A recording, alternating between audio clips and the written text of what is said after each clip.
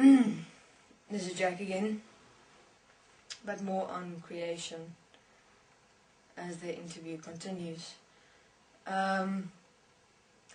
So basically, what did Anu want? He wanted his design with the help of the Syrians to exist to a certain period here on earth, a period of evolution, a period where his creation as him will prepare the way before him so that he is able to return and manifest himself as his own creation, as the God of his own creation here on earth, so that him and his entire race may manifest here because of the gold. It was all about the gold. And Syrians liked it, of course, because Anu promised the Syrians that they and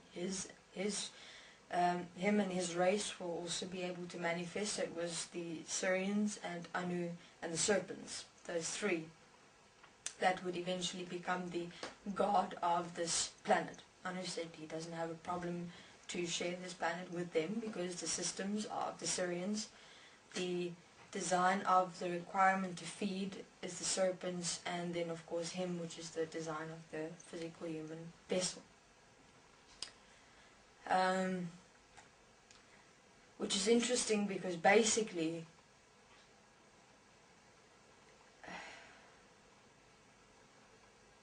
that would be the forming of the trinity of the enslavement of mankind with those three.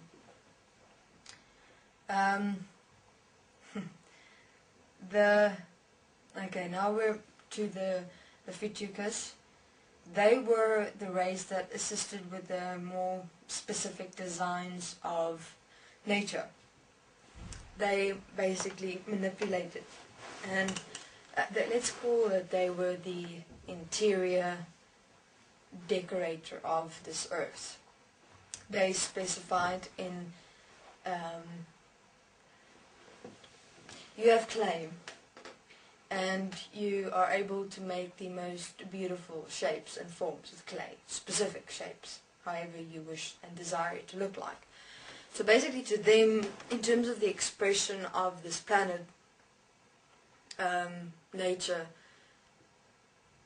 they were able to form it, play with it, design it into a specific expression. Nature itself, as it exists now, has also been manipulated in terms of the requirement to support the necessity for the animals that were designed by the serpents, which was first the dinosaurs, to be able to feed off.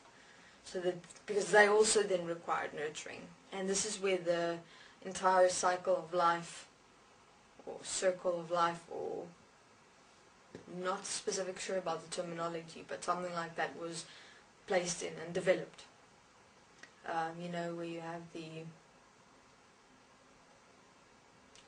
carnivore, the omnivore, and the herbivore situation, and the whole chain of the whole, you know, the entire chain of life, if you want to call it that.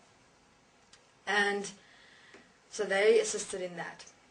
So you had the human physical form feeding off the animals feeding off the plants, and the plants of course were to an extent fine still. They still remain in their expression of breathing and nurturing themselves, having the abilities to sustain themselves. Though that also became a problem because that was not enough, because even now the plants or nature itself as it existed couldn't sustain itself as it previously could, and everything started dying, or it kind of collapsed. It started disappearing, the expression. Then that's why weather was created. Weather, it's also a form of nurturing. The rain. So for instance, in the rain they programmed a certain essence, a substance, geometrical formed substance. If you look at water drops, they have a specific geometrical structure, snow, etc. And thus from there they programmed in the nurturing for these nature expressions, because of the manipulation they had to undergo to be able to feed the animals, which is basically the dinosaurs at the time, so that the human beings are able to eat. And therefore, the first test run, they decided, let's do this test run, which was what you would refer to as the ape man and the dinosaurs, the prehistoric era. That went on for a few billion years. But remember, in terms of the Anunnaki during that time, it's not really very long at all. It's not. There's one thing the Anunnaki, the Sirians, and the serpents were great at, was patience. If you have patience, as much as they did, I'd say you're very dangerous. Because how long has it been that man existed in this world?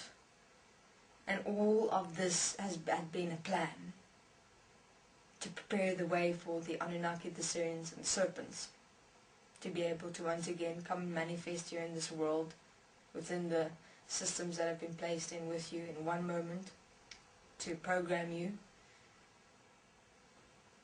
again so that you may prepare their kingdom, their city, to be able to manifest in this world, to exist in this world. That's patience. So now you're probably asking, but Anu obviously still exist. Yeah. After he realized that the belief of the requirement of gold to exist was just a belief. It wasn't really so.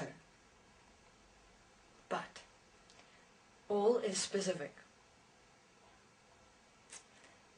Yeah, sometimes I actually laugh at everything to a certain extent.